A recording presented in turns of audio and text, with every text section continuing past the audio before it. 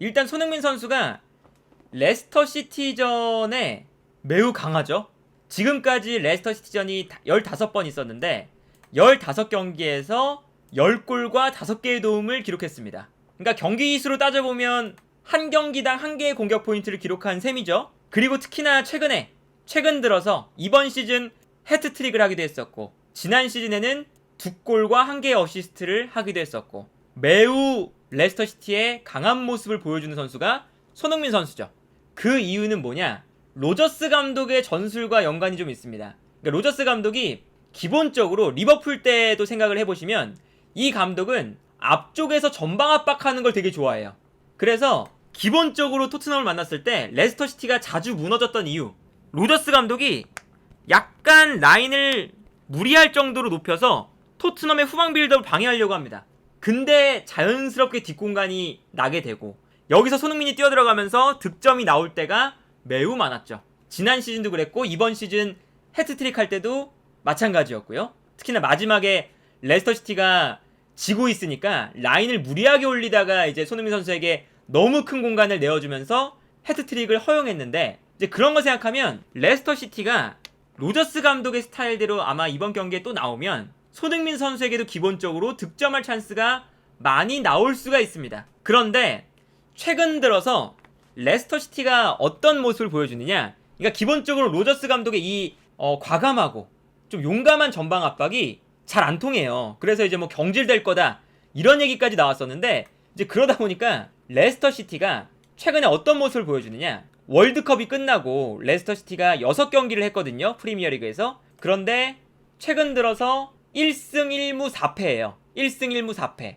그런데 재밌는 게 뭐냐면 점유율이 높은 경기에서는 다 졌습니다.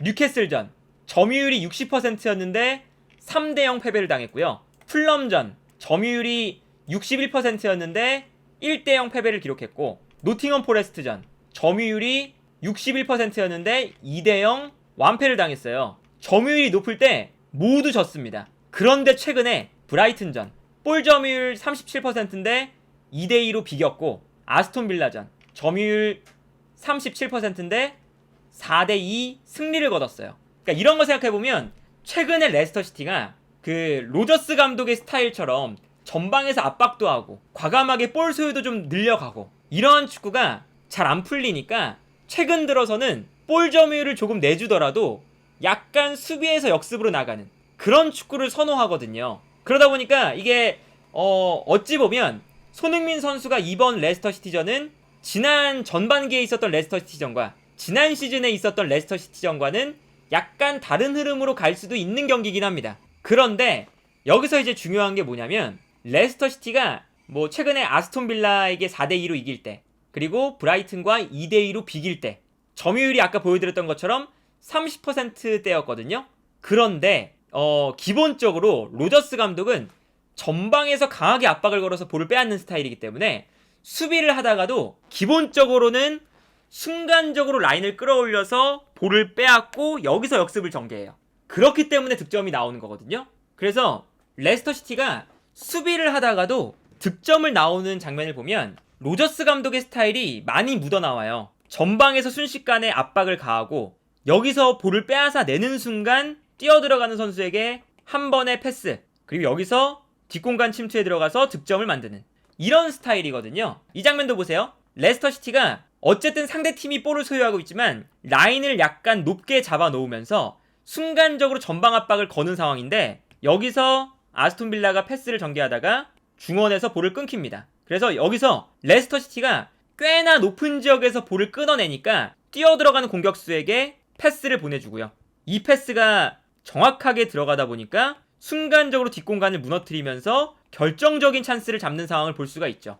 레스터시티가 최근 들어서 1승 1무 좋은 성적을 거둘 때 볼 점유율을 약간 포기한 모습들을 보여주긴 했지만, 어쨌든 로저스 감독의 스타일 자체가 전방 압박을 좋아하는 스타일이기 때문에 공격할 때는 순간적으로 압박해서 볼 빼앗고 역습하는, 앞쪽에서 역습을 하려는 모습들을 보여줘요. 그런데 이번 경기에서 토트넘의 약간의 리스크가 이거죠.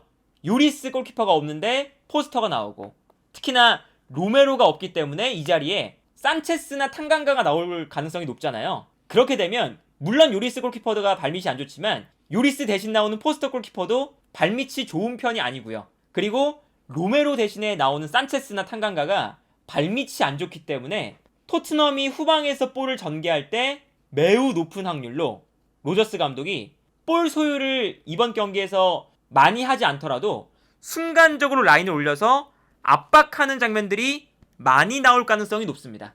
여기서 토트넘의 실수를 끊어내고 순간적으로 앞선에서 역습을 진행하는, 볼을 끊어낸 다음에 곧바로 득점 찬스를 만드는 이러한 장면이 아마 레스터시티가 이번 경기에서 노리고 올 만한 포인트거든요. 그런데 여기서 이제 토트넘이 후방 빌드업이 불안하니까 이 레스터시티가 순간적으로 압박을 해오는 이 전방 압박이 물론 위협적이지만 반대로 생각해보면 레스터시티가 전방 압박을 강하게 걸어올 때 라인이 높아지면 그 순간 손흥민이나 클루셉스키가 뛰어들어갈 만한 공간이 생긴다.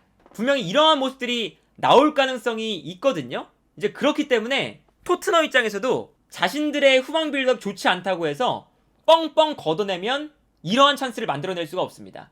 그러니까 후방 빌드업이 중요한 이유는 후방에서 볼을 주고받을 때 상대가 압박하러 올라올 때 후방에서 볼을 주고받으면서 상대를 전방으로 유인해 놓고 수비 뒷공간을 노리는 이것 때문에 후방 빌드업이 중요한 거거든요.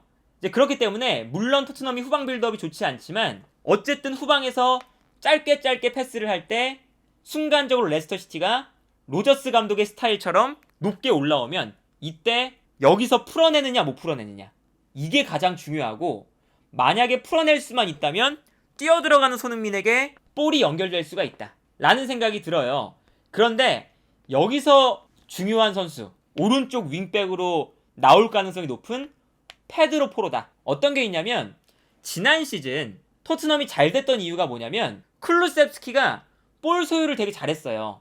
그래서 토트넘이 지난 시즌에 역습을 한다고 해서 그냥 뻥뻥 걷어낸 게 아닙니다. 토트넘이 역습을 할 때 기본적으로 클루셉스키 쪽으로 볼을 보내줘요. 그러면 상대가 전방 압박을 하는데도 클루셉스키가 여기서 볼을 지켜냅니다. 당연히 토트넘의 오른쪽 라인에서 볼을 지켜내니까 상대팀 수비가 한쪽으로 쏠리게 되는데 이때 클루셉스키가 버텨내고 탈압박을 하면서 케인에게 볼을 보내주죠.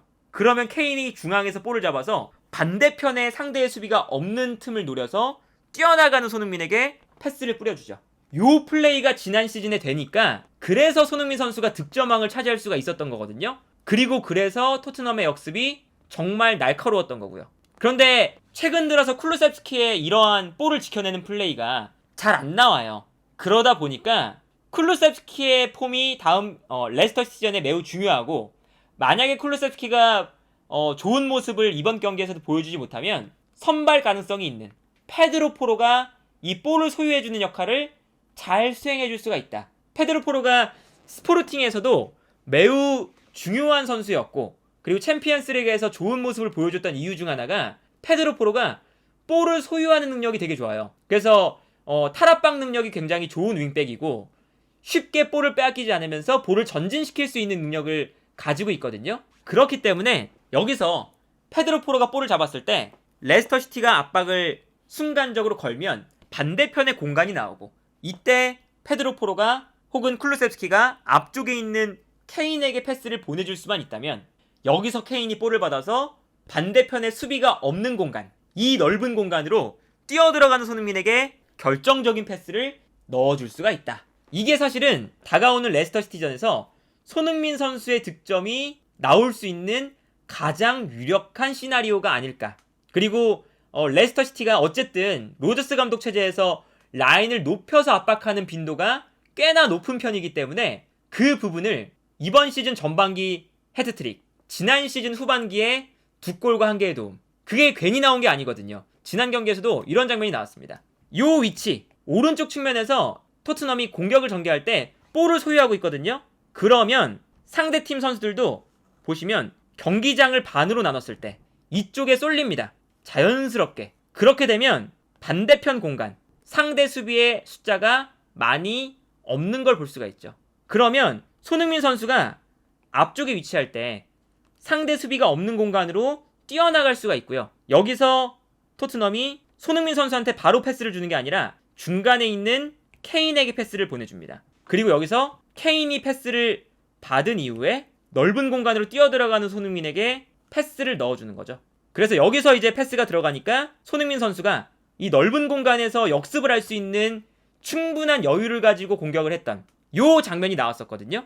이러한 장면이 나오는 게 사실은 다음 경기 토트넘에게 정말 중요하다고 볼 수가 있겠고, 그렇기 때문에 일단은 레스터시티가 올라오는 타이밍을 토트넘이 얼마나 잘 노리느냐, 손흥민이 얼마나 잘 노리느냐, 특히나 오른쪽 라인에서 쿨루셉스키 혹은 에메르송 혹은 페드로 포로가 나왔을 때 얼마나 볼 소유를 잘 해줄 수 있느냐, 여기에 손흥민 선수의 다음 경기 득점을 할 수 있느냐 없느냐가 달려있다. 그리고 손흥민 선수가 다음 경기 이제 득점을 한다면 리그에서는 5경기 만에 득점이 나올 수 있는 상황이거든요. 그렇기 때문에 물론 이제 최근에 이 프레스턴과의 경기에서 2골을 넣긴 했지만 리그에서의 득점을 또다시 기록을 할 수 있는 그런 기회를 잡을 수 있는 아주 좋은 상성의 팀이 아닐까, 그런 생각이 드네요, 이번 경기는.